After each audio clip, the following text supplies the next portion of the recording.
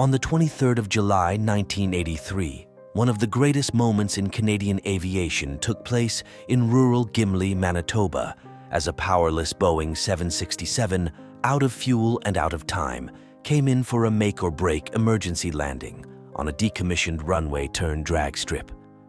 As weekend racers watched in disbelief, the wide-body jet came sliding to a stop in a cloud of smoke, straddling the center divider, miraculously in one piece. 69 passengers and crew disembarked without a single serious injury. The pilots became instant heroes, as did the plane itself, which would fly for another 25 years under the nickname Gimli Glider. But how could a brand new Boeing 767, flown by two experienced Air Canada pilots, run out of fuel? The story of Flight 143 is often simplified to a mistake in converting between metric and imperial units, but interestingly, it was actually a conversion between metric and metric. This reflects a complex series of communication errors and poor decisions that began at the highest levels of Air Canada and ultimately led to the dispatch of an airplane that never should have left the ground. Welcome back. This is the incredible story of Air Canada Flight 143.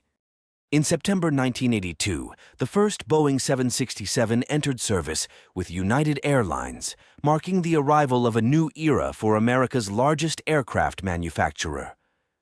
The 767 was Boeing's first wide-body twin-engine jet and its first wide-body jet to feature a two-crew cockpit, eliminating the flight engineer. Over the protests of certain pilots' unions, the third crew member had been replaced by a bank of computers, a step made possible by the breakneck pace of technological progress in the field of avionics. Some countries, such as Australia, nevertheless insisted that the 767 must have a flight engineer, but most recognized that the third crew member was unnecessary. Among the latter group was Canada, whose flag carrier ordered 12 Boeing 767s in a two-crew configuration, with deliveries planned throughout 1983 and 1984.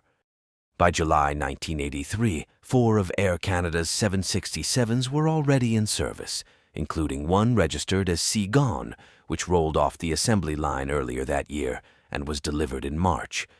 It was an unremarkable airplane in every respect, with nothing to foreshadow its future stardom. On the evening of July 22nd of that year, Sea Gone arrived in Edmonton, Alberta, following a flight from Toronto, and parked on the apron for the night. During the stopover, a technician boarded the plane to conduct routine checks and rectify any mechanical discrepancies, ensuring that the plane was in good working order before its next round of flights in the morning. But upon inspecting the cockpit, the technician found that something was amiss. Despite the fact that the power was on, the plane's 3 fuel gauges were blank. The 767's fuel gauges, located on the overhead panel between the two pilots, display the weight of the fuel in the plane's left, right, and center fuel tanks. Sensors in the tanks measure the amount of fuel and transmit this information to the central fuel quantity processor, a computer which converts the sensor readings into the various units required by other aircraft systems, including the fuel gauges. This information is processed and transmitted to the gauges via 2 redundant data channels, designated Channel 1 and Channel 2, either of which is capable of supplying the data by itself should the other fail. It was therefore quite out of the ordinary for the fuel gauges to go blank, since any single failure in either channel should not affect their ability to display the fuel quantity. Nevertheless, Conrad Yaremko, the technician in Edmonton, had seen this type of failure before on an Air Canada 767 2 weeks earlier on July 5th, and he remembered what he had done to fix it. Using the system's built-in test equipment, or BITE, Yaremko was able to discover that there was a fault with Channel 2 of the fuel quantity processor. For whatever reason, this was causing the gauges to go blank when it should not have affected their operation. But like he did on July 5th, Yaremko managed to solve the problem by pulling the circuit breakers for both channels, then resetting the breaker for Channel 1 only. With the faulty Channel 2 now offline, the data passed through Channel 1 without any problems, and the gauges blinked back to life. There was clearly a problem with the processor, which Yaremko felt needed to be replaced, but none were in stock, so the replacement would have to be deferred. Yaremko therefore slipped a paper tag around the pop channel 2 circuit breaker, placed a seed logbook placard above the fuel gauges, and wrote in the technical log, ISO01, on service check, found fuel QTY ind blank, CH2 ia fault, fuel QTY 2 CB pulled and tagged, fuel drip wrecked prior to DP, C MEL 2841-2. The reference to MEL 2841-2 invoked the relevant chapter of the plane's minimum equipment list, or MEL, a document kept aboard the aircraft which lists the systems which must be operable in order to depart, and provides instructions for additional safety measures to be taken when certain systems are not working.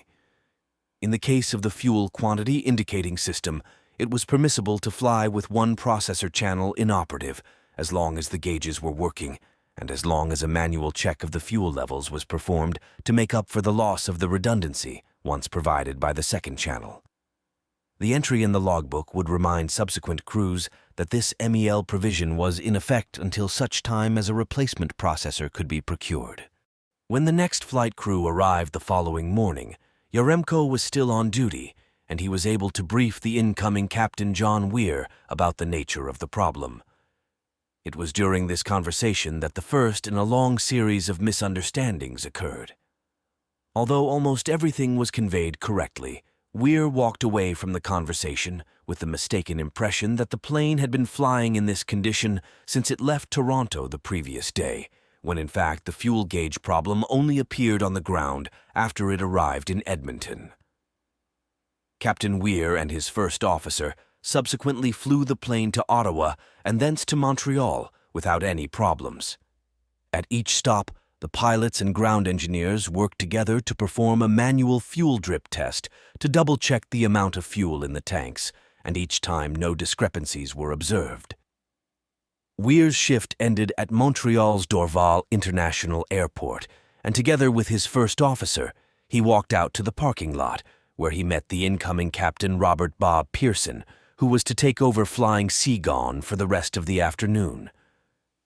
It was during this conversation in the parking lot that a second misunderstanding occurred. What exactly was said during this discussion was a matter of some dispute, but Captain Pearson got the impression that not only had the fuel gauge fault been present since the plane left Toronto on the 22nd, but that the gauges themselves had been blank throughout this period as well. Weir also mentioned that the manual drip test was required to verify the amount of fuel. Presumably he meant that it was required by the MEL, but in line with his earlier misunderstanding, Pearson believed that this was the only way Weir had known how much fuel was on board. As a result, he was expecting to see blank fuel gauges when he boarded the airplane. Meanwhile, a ground engineer, Jean Ouellet, was sent by Air Canada Dispatch to perform the fuel drip test before Seagon's next scheduled departure. Upon arriving, he noted Yaremko's log entry, as well as the pulled circuit breaker. He had recently undergone training on the fuel quantity processor, and he immediately suspected that there was more to the issue than a fault in Channel 2. After all, if only one channel was broken, why had the fuel gauges been found blank in Edmonton? In order to check Yaremko's diagnosis, he pushed back in the Channel 2 circuit breaker, which immediately caused the fuel gauges to go blank. He then performed the bite test, which again indicated a fault. Like Yaremko, he decided that the processor needed to be replaced, but found none in stock.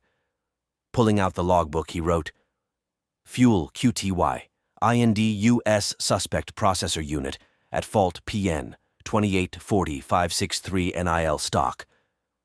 But before he could get any farther, he was called back out of the aircraft to help perform the drip check, in the process, forgetting to return the circuit breakers to their original positions. When Captain Pearson and his first officer Maurice Quintal arrived in the cockpit minutes later, they found the fuel gauges blank, which was, coincidentally, exactly what they had expected.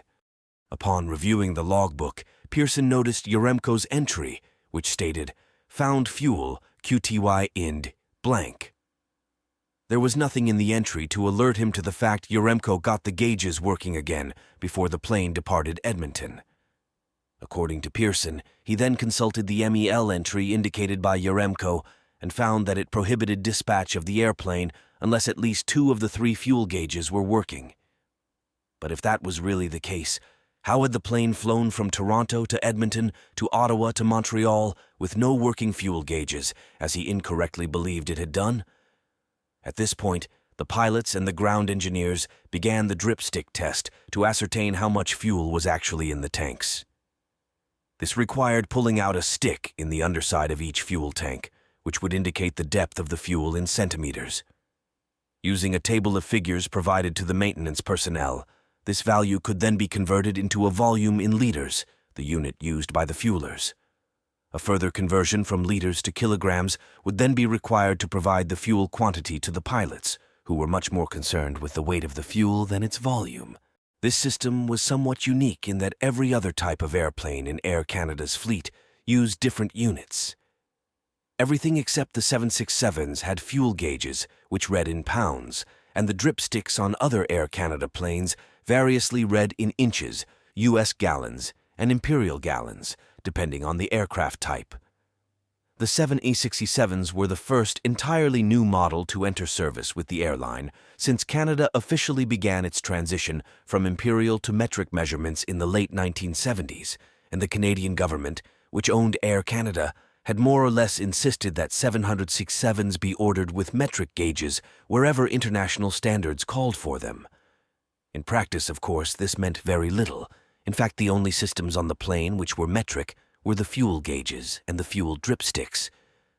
This was consistent with industry practice in most of the Western world, where the use of early standards developed in Britain and the United States has led to the near-universal acceptance of feet, nautical miles, and knots as the default measurements of altitude, distance, and speed in aviation. At that time, only China and the Soviet Union used metric units for these measurements, and this is still the case today. But international standards did call for the use of metric units when measuring aircraft weight and fuel quantity, so Air Canada began its transition to metric, such as it was, by ordering the 767s with metric fuel gauges, which read fuel weight in kilograms. Under normal circumstances, the conversion from liters to kilograms, or to pounds, and back again, would be performed automatically by the flight computer. In fact, the only time an engineer or a pilot would have to do this by hand was during a fuel drip check, which would only occur if there was a problem with the fuel quantity indicating system. At Air Canada, neither flight crews nor ground engineers had been trained to do these calculations, nor was it clear who was responsible in the first place. Nevertheless, the first part of the drip check went off without a hitch after pulling out the sticks. Measurements of 64 centimeters and 62 centimeters were obtained for the left and right wing tanks, respectively. The center tank was empty, which was normal on domestic flights. The two ground engineers, Jean Ouellet and Rodrigue Bourbeau, then consulted the conversion table and arrived at figures of 3,924 and 3,758 liters for the two tanks, adding up a total of 7,682 liters of fuel on board the plane. Now someone needed to convert this figure into kilograms so that the pilots could calculate how much fuel they would need to add for their next trip, which was to be Flight 143 to Ottawa and Edmonton. On the recommendation of Captain Weir, Pearson intended to uplift sufficient fuel to fly all the way to Edmonton, for which he calculated he would need 22,300 kilograms. To arrive at the amount of fuel which he would need to request from the fuelers, he needed to subtract the amount already in the tanks from the total of 22,300 kilograms. But how many kilograms were there in 7,682 liters of fuel? Nobody knew offhand how to find out, so they decided to ask the fueler for the conversion factor. The fueler replied that according to his documentation, the conversion factor was 1.77. There was just one problem. This was the conversion factor between liters and pounds, not liters and kilograms. In fact, the fueler believed that all Air Canada planes read fuel quantity in pounds, and he had not been told that the 767s, and only the 767s, measured fuel in kilograms. He didn't normally need to know this, since his job was to pump fuel until the pilots told him to stop.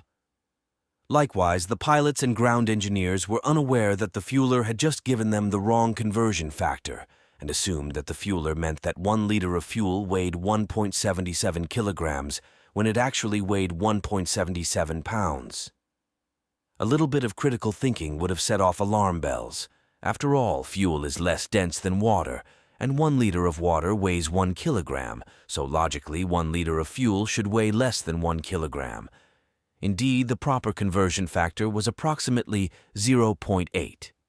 But for whatever reason, nobody picked up on this discrepancy. Armed with what he thought was the proper conversion factor, ground engineer Bourbeau attempted to multiply 7,682 by 1.77 using longhand multiplication on a piece of paper, but he soon became bogged down in the numbers.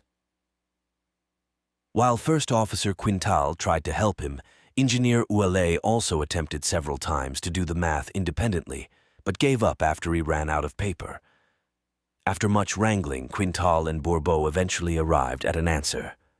There were 13,597 kilograms of fuel on the plane, or so they thought. Captain Pearson double-checked the calculations on his mechanical calculator just to be sure, and he confirmed them to be correct. Indeed, their math was right, but the units were wrong. The fuel on board weighed 13,597 pounds, not 13,597 kilograms.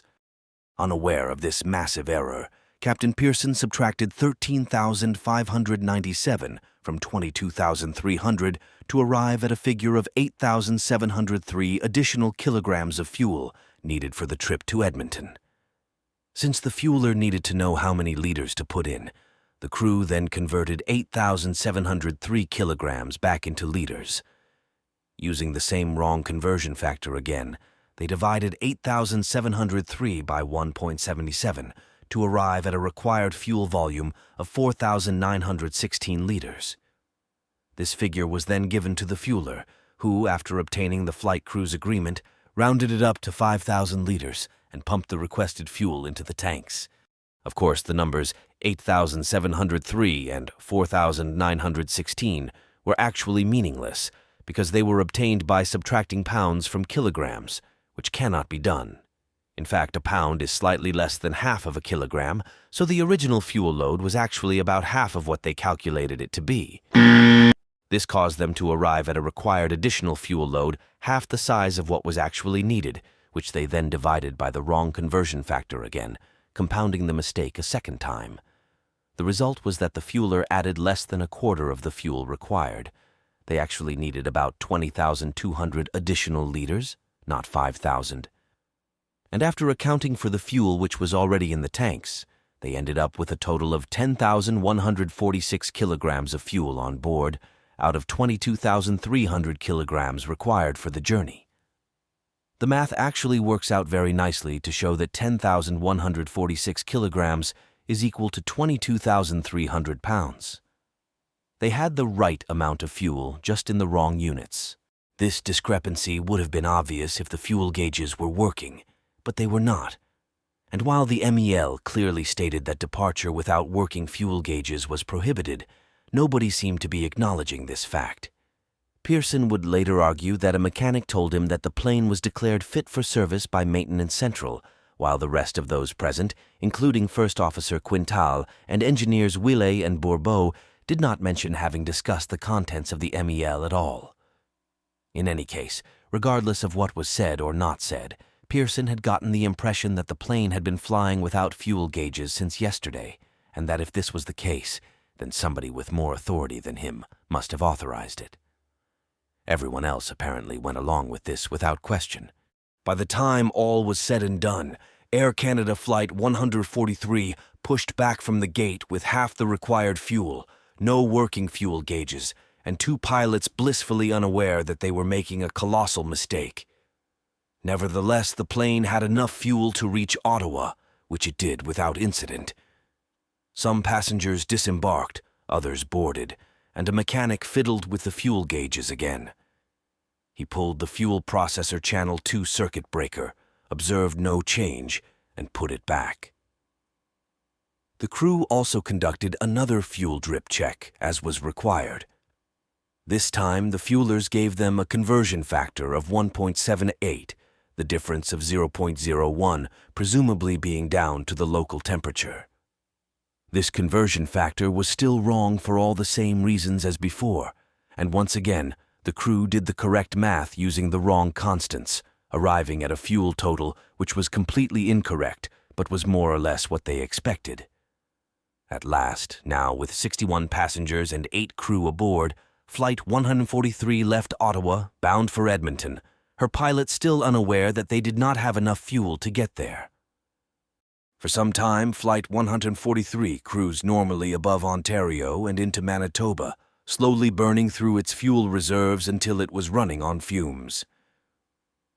Normally, a low fuel warning would have illuminated to warn them when they had 45 minutes of fuel left, but it never came on because the warning system received its fuel quantity information from the same faulty processor as the fuel gauges. Cruising at 41,000 feet, conversing with an Air Canada engineer about the systems on the new 767, the pilots had no idea that they were minutes away from running dry. It therefore came as a complete surprise when the left fuel pump, already sucking on air, threw out a low fuel pressure warning as the plane passed over eastern Manitoba. Once the warning came on, however, the reason must have been self-evident. Given their inoperative fuel gauges and the difficulties calculating the fuel load, the most sensible cause for the warning was a lack of fuel. This was confirmed moments later when the independent right-hand fuel pump also produced a low fuel pressure warning. Recognizing that he was facing a serious emergency, Captain Pearson immediately decided to divert to the nearest major airport. In this part of the country, that could only be Winnipeg. Other options were decidedly limited, given that the terrain underneath the plane consisted of empty Canadian Shield, followed by the mighty expanse of Lake Winnipeg, neither of which offered much in the way of airports or runways. With that in mind, the pilots apprised air traffic control of their intent to divert to Winnipeg, secured permission to turn south toward the airport, and began a relatively sedate descent from 41,000 feet. Unfortunately, the illusion of control didn't last long. The pilots had barely begun the diversion when the left engine, starved of fuel, abruptly flamed out. Shortly thereafter, with the plane still 65 nautical miles from Winnipeg and descending through 35,000 feet, the right engine followed suit. Barely 5 minutes after the first sign of trouble, Captain Pearson and First Officer Quintal found themselves in a nearly unprecedented emergency. In 1983, there was no prescribed procedure for flying and landing without any engines. To make matters worse, the lack of fuel necessarily precipitated a near-total loss of electrical power, which blanked out most of the pilot's instruments. All that remained were a few basic analog backups, a standby attitude indicator, an altimeter, an airspeed indicator, and a magnetic compass. The situation would have been even worse were it not for the deployment of the ram air turbine, or RAT, a small propeller which, in the event of a dual engine failure, automatically drops into the airstream below the plane, where it generates power to keep the hydraulic pumps running. Without it, the pilots would be unable to move the 767's massive control surfaces. An airliner without engine power will descend at a fairly controllable rate all on its own. The much more difficult part is nailing the landing. Gliding a jet down to a powerless or dead stick landing requires a great deal of precision, since only one approach can be attempted, and a continuous descent must be made all the way to the runway with no possibility of leveling off. Circling to land is also difficult, if not impossible, because making tight turns without engine power can easily lead to a stall. These realities had trapped some crews who previously attempted to land large airplanes without engines.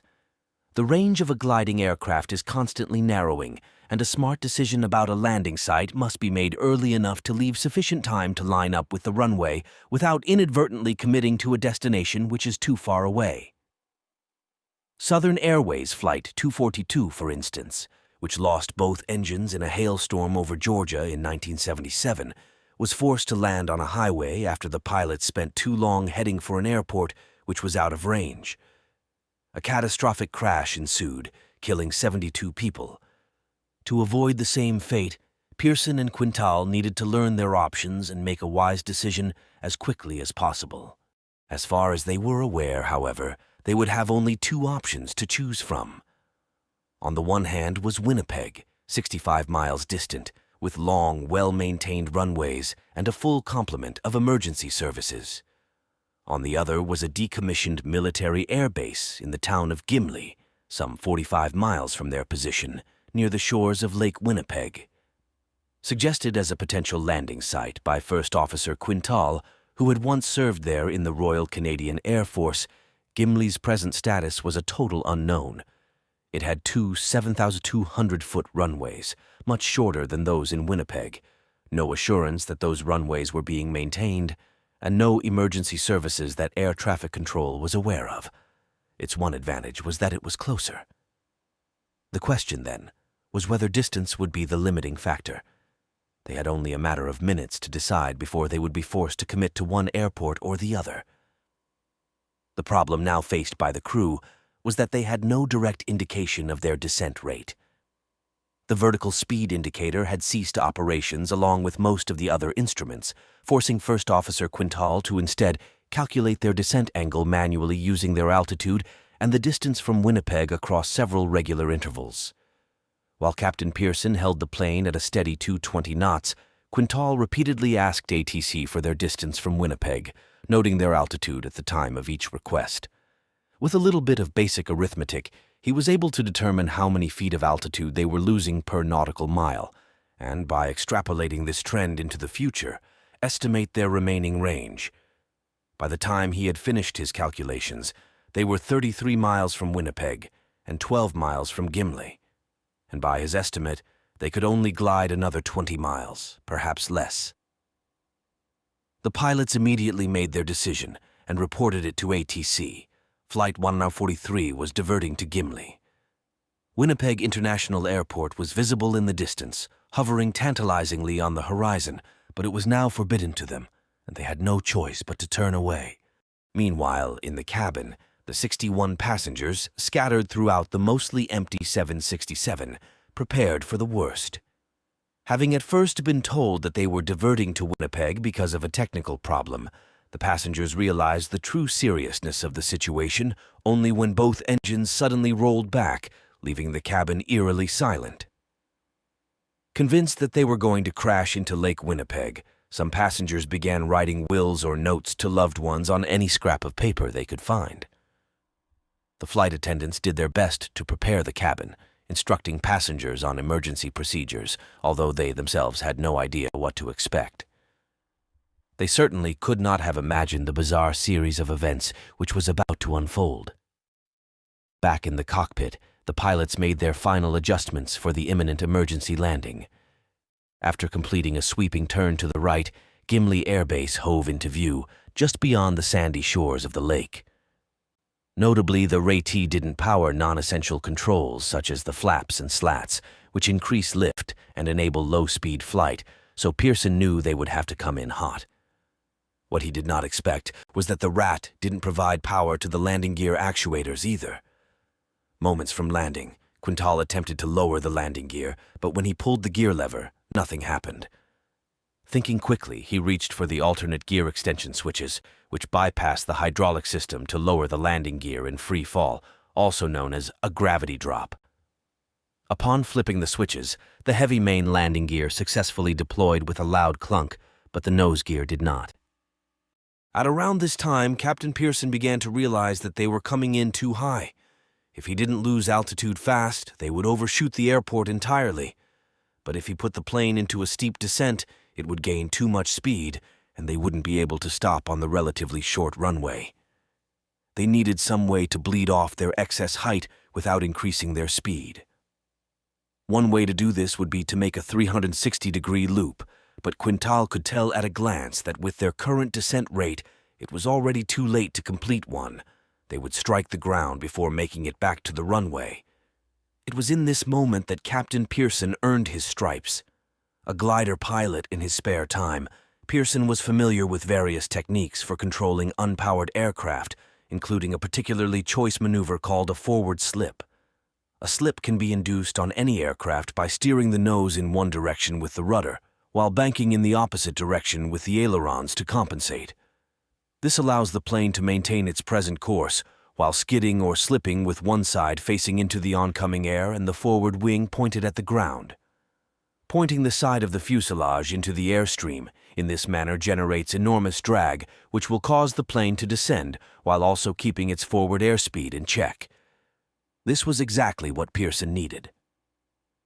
Informing Quintal that he was going to slip it, Pearson crossed his controls, steering hard right with the rudder and hard left with the ailerons. The nose swung out to the right and the wings banked sharply to the left, sending the plane into a terrifying forward slip. Passengers seated on the left side of the aircraft stared directly at the ground as, per Quintal's recollection, Pearson held the plane at a bank angle considerably in excess of 45 degrees. As he held the plane in the slip, Captain Pearson's world narrowed until nothing remained save for himself, the runway threshold, and the controls in his hands. Flying by feel, he increased and decreased the amount of slip in a continuous effort, manhandling the plane onto a trajectory which would place it inside the touchdown zone. He was so focused that he didn't even realize that the nose gear was not down, and that Quintal was frantically flipping through the Quick Reference Handbook, or QRH, in search of the manual gear extension procedure. And it was only now, seconds before touchdown, that they suddenly looked up and realized that they had much bigger problems than a faulty nose gear. In fact, their runway was no longer a runway at all. Unbeknownst to Quintal, the former airbase now served a dual purpose. One runway was kept operational for use by a local flying club, while the other had been turned into a drag strip. Unable to see the racing equipment from far away, the pilots had inadvertently lined up with the drag strip instead of the runway. And to make matters worse, today was Saturday, race day at the Gimli Motorsports Park, and the Winnipeg Sports Car Club was out in force. Car enthusiasts were camped out all along the side of the runway and across its far end, directly in the path of the airplane. But there was no turning back now. Pearson had no choice but to put the plane on the ground and hope the gearheads got out of the way. At the last moment, Pearson pulled out of the slip and planted the wheels on the runway, landing perfectly inside the touchdown zone, traveling at a speed of over 300 kilometers per hour. He immediately lowered the nose and slammed on the brakes, only for the partially extended nose gear to collapse backward into its wheel well. The nose slammed onto the runway with a sound like a gunshot, followed by more sharp blasts as two tires burst under Captain Pearson's heavy braking. He had no choice but to put the pedals to the floor, because directly ahead of him were two young boys on BMX bicycles, out riding on the drag strip, who had suddenly found themselves in the crosshairs of a speeding Boeing 767. As humans are wont to do, their instinct was to try to outrun the plane rather than dodging to one side, forcing Pearson to brake even harder.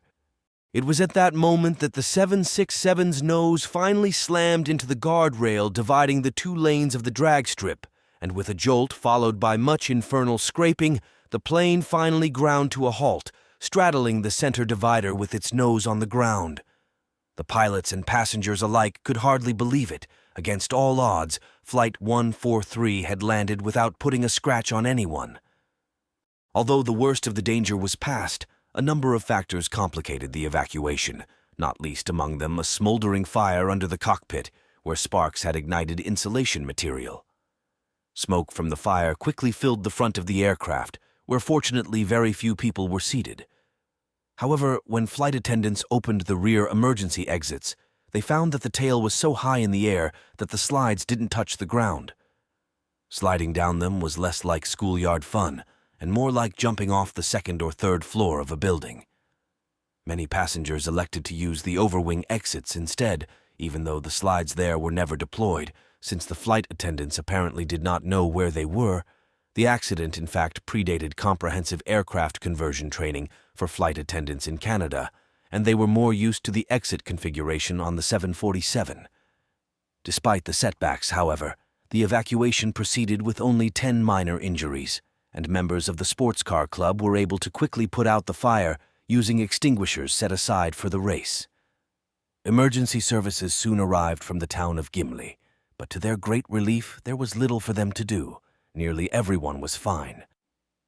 The sensational emergency landing in Gimli immediately made national and international headlines, dominating Canadian news networks for weeks. Captain Pearson and First Officer Quintal were hailed as heroes, especially after information emerged about Pearson's actions in the moments before touchdown, which were so instrumental in the outcome. It was a story that seemed Hollywood-ready, with grandiose details and twists of fate that made for rather campy, melodramatic cinema, as moviegoers discovered when the events of Flight 143 were adapted to the silver screen in 1995. Regardless, Captain Pearson secured a place among Canada's greatest aviators, and the plane, now known as the Gimli Glider, among its most famous aircraft. But retellings too often end here, with the miracle landing and the hero pilot who pulled it off. Members of the public are frequently surprised to discover that neither Pearson nor Quintal was lauded by Air Canada. In fact, Pearson was demoted for 6 months, while Quintal was suspended for 2 weeks. In the end, there is probably little use in playing up the crew's mistakes. After all, they got the plane on the ground in one piece. No one was seriously hurt, and the damage was so light that the aircraft was repaired, returned to service, and flew for another 25 years. Even today, Gimli Glider enthusiasts, and there are many, can own a piece of the legendary aircraft in the form of a luggage tag made from its fuselage skin. As for the pilots, both learned valuable lessons and got on with their lives. First Officer Quintal eventually made captain, carried his career to a well-deserved conclusion, retired, and passed away in 2015. Captain Pearson also returned to the left seat, flew for Air Canada for 10 more years, worked briefly at Aviation Airlines, and retired in 1995. He even made a cameo appearance in the movie based on Flight 143, playing a flight instructor. From his interviews alone, it's hard not to like him. He is a living reminder that good people make mistakes too, and that it's possible to redeem oneself immediately if the rebound is sufficiently legendary.